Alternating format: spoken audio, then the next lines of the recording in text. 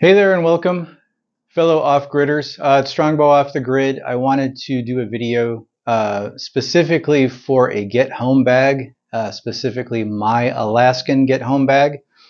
So I'm in my studio. Obviously, I'm not at my place. If you've seen previous videos, this is where one of the places I make my money. I'm a licensed massage therapist in the state of Alaska, and I live off-grid. I provide my own power, my own water source, septic, all that stuff.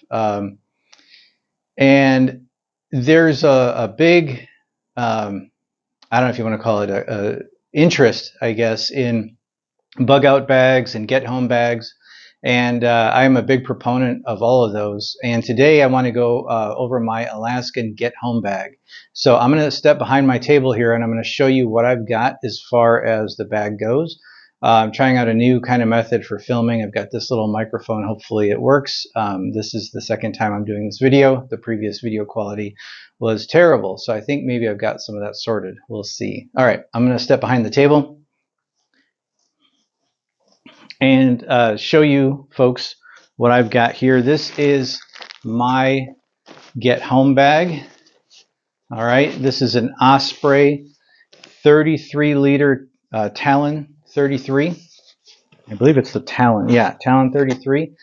The purpose of this bag is to keep it with you when you are in your vehicle, when you are getting into a friend's vehicle, when you are traveling, right? I've had a lot of instances over the years where I'm out snow machining with friends, or I'm on a four-wheeler or on a boat, and multiple people, multiple vehicles, and they're like, hey, just throw your gear in with me. And then I wind up becoming separated from this bag. It's happened a couple times. And really, the alarm bells went off, and I was like, whoa, whoa, whoa, I need my gear with me. We're going out into the wilderness, or if I'm traveling any distance in another vehicle, this is the bag I take, right? The purpose of this is not to go survive in the wilderness. It's not the big inch bag, if you will, the I'm never coming home bag. This doubles as a go bag in most cases, right? Everyone's is going to be different. Everybody's location, environment, climate, everything, how you travel, where you travel. Do you live in the city? Do you live in the suburbs? Do you live in the county? Do you live in the wilderness? It's all going to factor into how you pack your bag, what you put in it, the type of bag that you use, right? This is just to give a little bit of an insight in what I do as an Alaskan who's pretty active in the outdoors, who has children. Maybe you can get some information out of this, glean some ideas. Maybe it'll spark some interest in putting one together for yourself if you don't already have one. So the idea being, I'm out and about in my day-to-day activities or a weekend thing, every day in my vehicle. Should a breakdown happen, should I become separated from the group, should I need to hoof it back to my place, whatever the circumstance, this is about 3 days, give or take. You could always push it longer, in a survival situation. But this is about like a 3-day, I need to get back to my residence or my domicile, right? Wherever I'm staying, okay? That being said, for this type of a bag, I used to have a Kelty Red Wing, I believe it was a 2400 or a 2700 backpack. And it was about 20 years old, primarily of a canvas type material, and it was really wide, right? It was kind of almost a square-ish type of pack when it was loaded in. It had the right volume, right? This is a 33 liter bag. I think that was right around the same when it calculated out. The 2400 or 2700 was in cubic inches. And when you put that into liters, I think it's pretty close. It's in that 30 liter-ish range. And for me and for what I do, that is ideal. You may need less, you may need more. The idea is to be mobile, to have it small enough and convenient enough to where you do take it with you, right? You don't want something so big and massive with every bell and whistle in it that you could ever think of, and it weighs 50, 60, 70 pounds, and you're not taking it with you on a day-to-day basis, okay?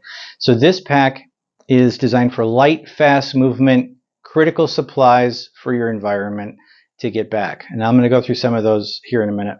The other thing that I like to do, I like to go gray man. You'll notice this is not a tactical backpack. It is not camouflaged. It doesn't have the MOLLE webbing in it.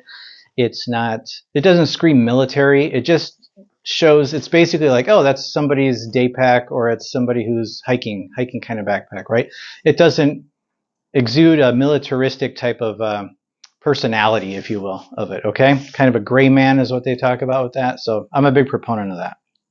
You may not be. You may want to go full on, hey, look at me, you know, I'm former military, or I've got special skills, or I'm just out here LARPing. You don't know, but it looks like you are in that type of situation, and I prefer not to be, to have those red flags or that banner, if you will. Okay, that being said, let's go through some of the contents of this bag. In no particular order, I'm just going to kind of start from the top flap down, I guess. Not in any order of importance, per se, right? So I carry a water filter. This is a Sawyer water filter. This is the one where you put the dirty water into a plastic platypus bag, kind of, and then you hook the filter on, you screw it on, and then you squeeze it through into another clean container, right? I've had great luck with these over the years. I use them out on backpacking trips. This particular one I've used for probably 3 years. Knock on wood, I've never gotten sick using the same filter. You have to back flush it, you know, read the instructions, know how to use the thing, right? The other thing is, make sure that you, after you use it, blow it out dry with a blank, that comes with a big syringe in it. So you want to do a couple air blasts back through it to blow any water out of it. So if it does freeze, right, this is November in Alaska, and it is definitely frozen outside. This freezes because I keep this in my truck, okay? If you have water in it, excuse me, if you have water in it and it freezes, it's going to potentially fracture or separate the membrane in there, rendering this thing not usable, right? It's going to get you sick the next time you use it. It's not going to filter properly. Okay, that being said, inside this little plastic bag that I carry this stuff in, I carry Liquid IV, which is a electrolyte hydrating drink, right? I carry the couple of them with their Liquid IV Energy. They've got caffeine in it. I carry a couple without caffeine. I'll also carry a couple, they're called Emergen-C, right? Vitamin packets in there for electrolytes and vitamins, vitamin C and stuff, okay? So there's my hydration, the first step to that. Second thing I'll go into is a basic first aid kit. I carry stuff in Ziploc bags. I'm a big Ziploc bag guy. They're lightweight. You can see what's in them to keep the water out, right? It's easy to look at when you're fumbling around in the dark or in an emergency. You can see it right away. You don't have to open it up and guess. I carry some Quick Clot, some bandages, Neosporin, really good tweezers for removing splinters, some ibuprofen, some Tylenol, you know, a few of each. I carry, some Benadryl, right, in case you have an allergic reaction to something. And you got to get those histamines under control, some Benadryl. Some liquid iodine drops can also be used as a water disinfectant as well as a disinfectant for any wounds. And some, I forget the name of it. It's just like it's a tape they use instead of sutures. They use this type of tape, right? It's not Leukotape. That's for something else. But there's a tape that you can use in lieu of sutures if you got to really close a wound up. That Quick Clot is for big arterial bleeding and stuff. You got to pack a wound and tape it shut. The tweezers come into play big time, especially out here in Alaska. We've got Devil's Club. We've got some thorny stuff, and you want to get those things out as soon as possible. That being said, one more thing in the first aid kit. I carry my Iostat, which is potassium iodide, in case of a radiological problem, happenstance, you know, something happens radiologically. The potassium iodide floods the thyroid with iodine, so you don't absorb radioactive isotopes into the thyroid, which will absorb them. Radioactive iodine, which is a product of some sort of a nuclear meltdown, disaster, airburst, whatever it is, right? Just one more thing to keep in there, double checking your 6. Okay. On a lanyard, I carry a signal mirror, which is also good if you need to remove splinters or check something in your eye. You've got a part of your body you need to see what's going on if you get injured, right? I carry a nice compass, quality compass, a Silva, right? Silva compass. This is all on a little lanyard. I carry a signal whistle, right, for an audio signal. and I carry a little button light. It's a photon micro light. I don't know if you can see that. I need to change the battery, so it's good to go through this stuff. Photon micro light and a few safety pins for whatever. Everybody's bag will be different. Your contents are going to be different. I'm going to keep reiterating that. You need to look at what you're going to be going through in your area and try to prepare for it. We live in a digital age, and because of this, we carry digital devices. Our phone. I carry a few other things.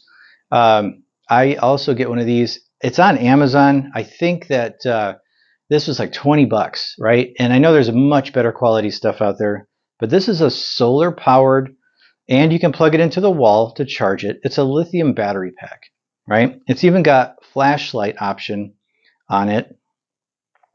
I don't even know where the button is to push on it. I should probably, there it is. We'll see if it comes on. There. It also has LEDs on it for a quick flashlight in case of emergency. You can charge it from the sun. You can charge it from a wall outlet and keep it topped off. You can get about 2 or 3 fully charges on a cell phone from this. Okay, in case you need to do that. That being said, I have a charging cord with a charging block, okay, that disconnects. So it's USB. You can charge it in all sorts of things, and it also fits into this guy as well. The nice thing about this is it's got the adapters on it built into the cord, which I really like. It's got an iPhone adapter, it's got a USB-C, and it's got the original USB, or whatever that is, the original one that predates the USB-C on it.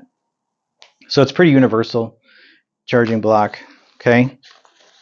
In keeping with electronics that I carry, I also carry a Garmin InReach Mini. All right. I like this. I'm out in the backcountry. I've got kids with me, right? Just in case something happens, I can call for help. I can click the button. It ties me right into rescue out here, Coast Guard, etc. Whoever's monitoring this. I can also hook this to my cell phone out in the middle of the wilds, and I can send text messages to friends and loved ones, right? Letting them know my status, where to meet, if something should happen, okay? This I carry with me all the time. It's just a great piece of gear. Also, it's rechargeable. You can charge it up from that solar battery pack in my pack. I carry a very small, lightweight, ultralight, cheapo headlamp, and it's rechargeable with the same system. Okay, the same system charges that. It works great. It lasts forever. It weighs next to nothing. I'll get into some of this other stuff here. So let's see here. Multi-tool. I always carry a multi-tool. I usually carry one on me. It's part of my EDC, my everyday carry. I carry a spare in this bag. I prefer Leatherman.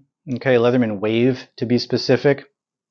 But this is a Gerber. This is an older Gerber one, and it's gosh, I don't even know the model number on it. I've had this thing forever.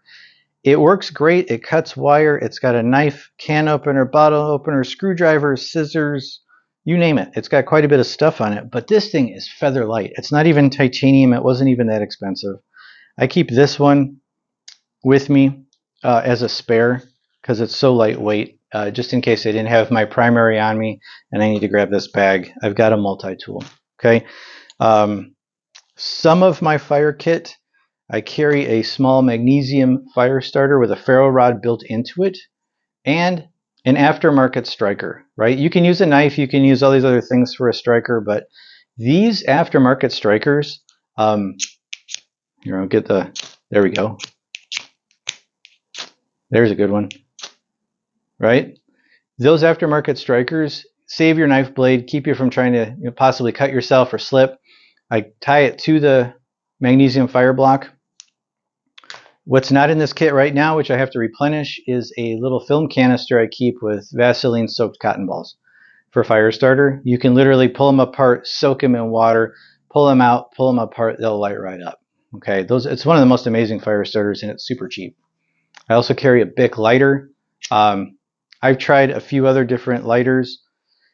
Some of the more jet lighters, right, the little butane torch ones. I have found that the little nozzles in there tend to pop out if you drop your pack or if it takes a huge hit. They're not as reliable. So I'll take a Bic lighter straight out of the package from the store, take my Leatherman and I pop out the child safety tab on it, and I fold the other tabs back down. So when you are in a situation where your hands may be cold, your fine motor skills are impaired, this is a lot easier to spark a flame with a lot less resistance. Okay, it's one of the things I do. Helps me out.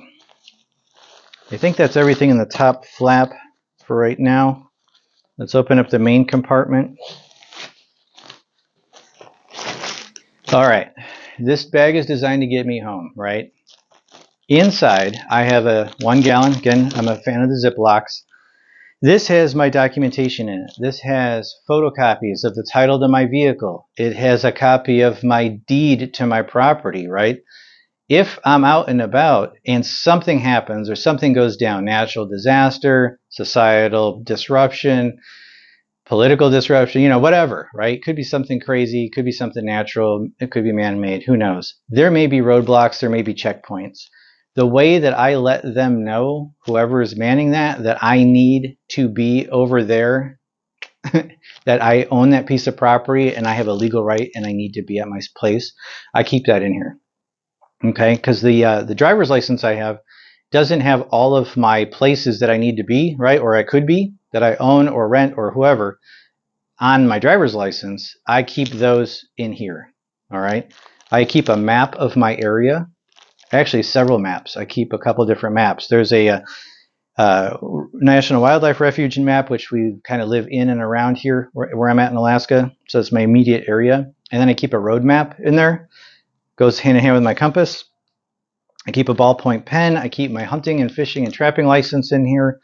That sort of stuff. I keep copies of birth certificates in here, photocopies of my kids and myself. So documentation. We'll get into some of the other stuff here. Oh, I keep another headlamp. This is also a rechargeable one. This is a Nitecore. This is a NU31 Nitecore. I'm all right with it. I've had better luck with like a Black Diamond headlamps, which I kind of like.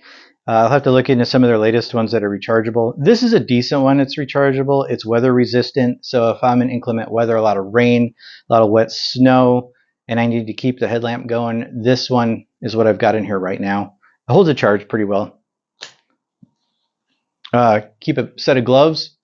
So I'll usually have a set of leather gloves in here, right? Because we have a lot of thorns. We have that Devil's Club stuff, which it sounds just as bad as it is. It's brutal. So you may have like poison ivy, poison oak, right? Noxious plants, thorny plants. And if you're having to go through the woods or cross-cut through something in the wilderness, leather gloves work really well to help prevent that stuff. But you also want to be warm, right? This time of year, these are more insulated glove with rubber grips. I'll put a pair of leather gloves in here as well. Okay, so some gloves. I'm a big fan of these. This is a Thermolite bivy sack, right? It's kind of like a space blanket, right? But it's better than a space blanket, better than a Mylar blanket, because it allows the moisture to escape. It's a breathable bag, almost like a mummy bag, right? You can fold yourself into it like a baked potato, and it's got Velcro tabs on it, and it keeps you warm. It's to help regulate your body temp and keep the rain off too. It'll keep the moisture out and allow your stuff to breathe, right? So you don't want condensation building up between you and your blanket. So a Mylar space blanket or emergency blanket, that solid sheet, that's going to trap moisture into you. It'll save your life, in the short term, but it could potentially cause more problems. Once you get out of it, you could be soak your clothing, right? So I like this. I have used this more traveling in airports than anything else. I've wrapped myself up or hung out when I had to like stay 6 or more hours and I want to catch winks on the floor of an airport somewhere. I think I've used it 3 or 4 times in an airport. This I carry everywhere. Moderate your body temperature. Very key thing. I have a personal protection device that I carry with me. Not going to get into all that right now. If you choose to do so, great. If you don't, have something, right? Some sort of personal protection, something to give you an edge. I keep extra freedom seeds, I think a lot of folks call them. capacity freedom seeds in there. I prefer in the 10 millimeter variety is what I usually carry with me because I'm in Alaska and there's some big dangerous game, and that stuff will do the trick on anything in my neighborhood. I also carry some earplugs. These are just a little foam squish earplugs you can put in your ears. If I'm going to use my protection device and I have enough time, right, I can put them in. I've also had this where I've had a terrible earache or ear infection out hunting one time. And I wound up squishing one of these in and putting it in my ear because the wind was hitting me and just causing excruciating pain. These stopped that. It alleviated the pain. Some cordage. Again, like I said, this is not going and surviving in the wilderness. This is to get you home, right? You want to be fast. You want to be mobile. You want to get from point A to point B. But it's always good to have some cordage. You could string up in conjunction with the bivy sack over your head to shed weather off of you if you want to sit and not necessarily bundle up. You can use it for all sorts of things. Shoelaces in an emergency, repairing gear, whatever. Cordage, cordage, cordage. All right, this pouch here, this is a very, very special, important pouch, what's contained inside of it. In regard to documents and documentation that you may want to take with you, I carry the real deal passports, mine and my kids' passports, with me wherever I go in a plastic bag in case they get wet, right? This is designed for 3 days and getting you back to your house, okay? If this is the only thing you can grab and you just have to go, and it basically becomes your inch bag, right? Your I'm never coming home bag, and you need to vacate with proper documentation, this will actually get you out of the country if you needed to. So I keep these with me. That being said, I also carry an alternative form of currency or money.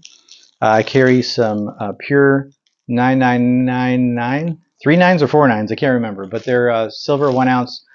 These are Canadian maple leaves. You never know. I'm not planning for the end of the world. This is just gives you an edge, right? If a currency collapse happens, if whatever, you can't use your current denomination of money wherever you're at. Having some gold and silver or precious metals, some alternative currency gives you more of an edge, right? In that regard to money, I keep old prescription pill bottle, right? Because they're waterproof and they're free. You can get these everywhere, and I'm just dropping quarters everywhere.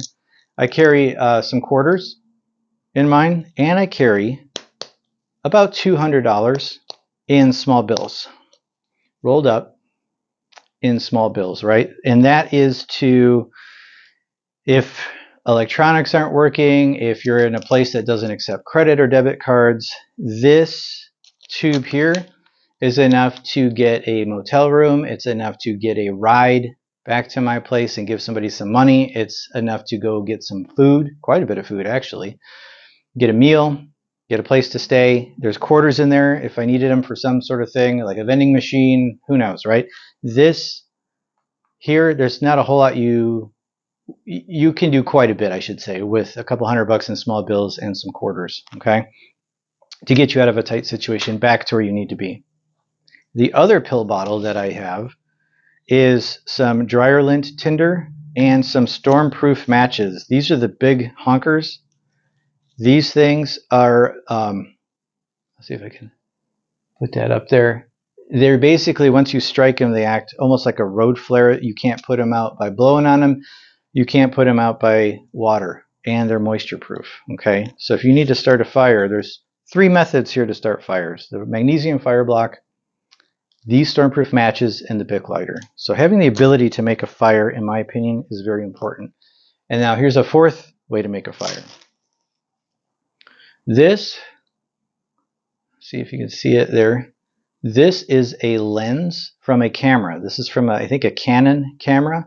My former father-in-law gave this to me, and this for specifically starting fires. It's a very durable lens. It's never chipped or cracked. I've kept it pretty safe, but it's gone through some pretty big hits. This thing will start a fire in full sun, lickety-split. I've never had an issue with it. I guess you could start a fire with that signal mirror if you got it just right, right? So there's 4 or 5 different methods of fire starting. As we dig further into the pack, I'm a big proponent of dry bags, and these lightweight silicone nylon dry bags are great. They're not completely immersion proof, so if you put it underwater for any length of time, it could seep in. But for quick immersions, splashing, raining, storm stuff, they're great. This one is empty because I normally carry my Goose Down puffer coat compressed in here, but I'm currently using it. Okay. Here is a small hygiene kit, right? Toothbrush stub. I carry a couple washcloths, one for my body, face, right, and one to wipe your bum if needed. There's a couple of cold shower packets. I think these are Duke Cannon field towels, just to wipe your pits in your crotch if you're out in an environment and you are starting to get some bad stuff going on, right? You want to keep yourself clean. Also, if you have to duck back into civilization or you need to interact with a lot of folks for some sort of capacity, you may want to spruce yourself up and clean up a little bit. So, proper hygiene.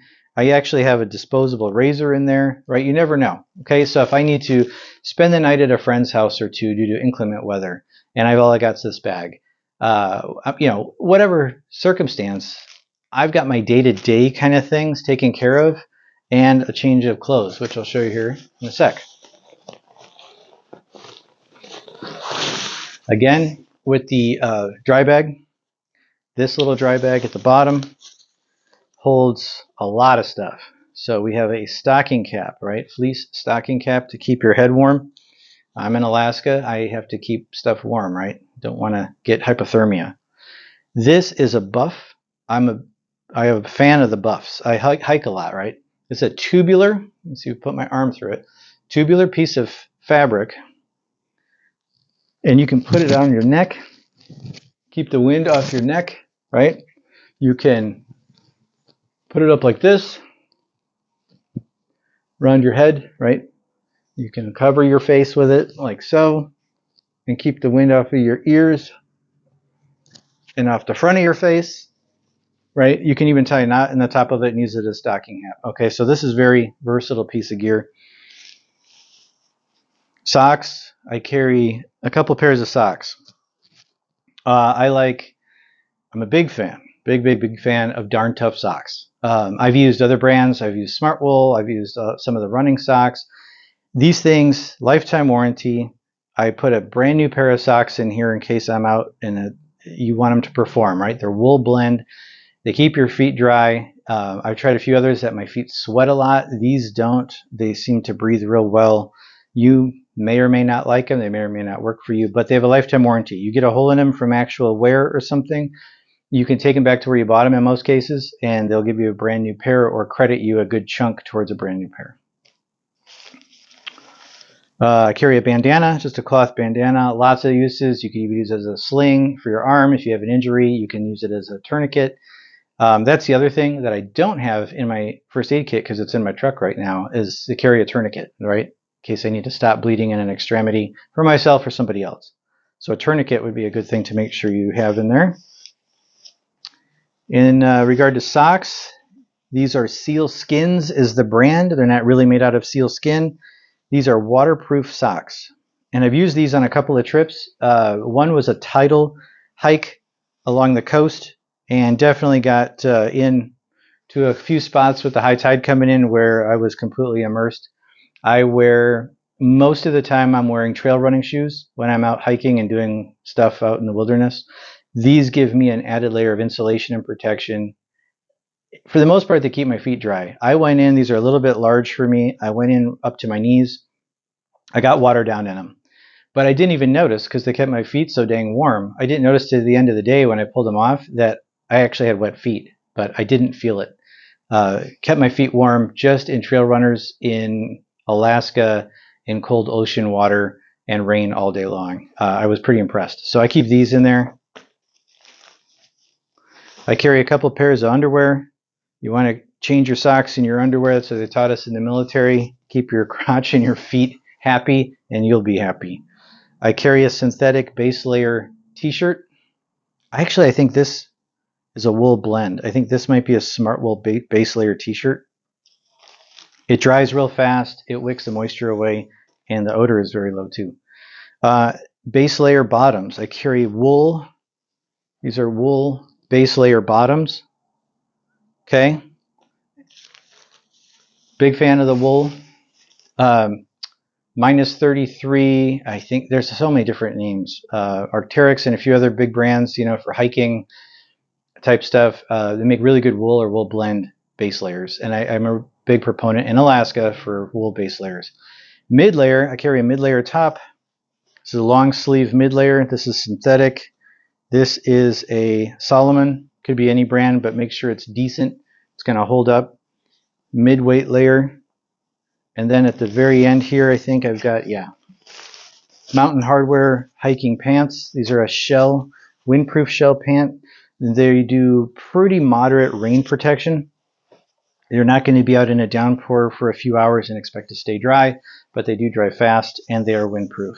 So with these things, I could layer up and I could be pretty well protected, and I want to be moving, right? I want to get from where I'm having an issue to my domicile. This is the get home bag, right? And it's the clothing I put in here is designed to be moving and sweating and perspiring, right? I want stuff that's going to wick moisture away. I don't want cotton that's going to hold the moisture in. I don't want heavy wool stuff, right? I want light, fast, quick drying gear, okay? You may want something different, but this is what I like. In regard to the toilet situation, potty situation, I carry some TP and some wet wipes and a trowel to dig a hole and do my business in, right? Wintertime, obviously, you're not going to be digging a hole with this. You're just going to have to squat somewhere and do your biz and maybe use one of your bags to pack out your toilet paper, right? So not to leave a trail, not to leave an indicator for someone else. Okay, depending on what you're doing and why you're having to use this bag, you don't want to leave a trail of stuff around anyways. Okay. Calories. I carry a couple of meat sticks usually, jerky meat sticks. I really like this, and I don't have one in here because I used it recently. Boar's Head makes a sausage. It's like a salami. There's a few different ones Boar's Head makes, and they're nitrate free and they don't require refrigeration, and they're pretty decent size. I mean, they're a couple of meals worth in there, and fats and proteins, man, that'll really, it warms you up, especially if you have to spend the night out in the cold. Eat half of one of those things and you can really fuel your furnace. Okay. I also carry, and I don't eat these on a regular basis, but if you're out burning through calories and having to move, Snickers bars. I think I carry 4 Snickers bars in here. There's some peanut butter, almond butter with honey packets. These are Justin's brand. And then there's just some Kirkland chewy protein bars, right? Sugar, proteins, carbs, just trying to fuel that system, that engine, to move you to your next place, right?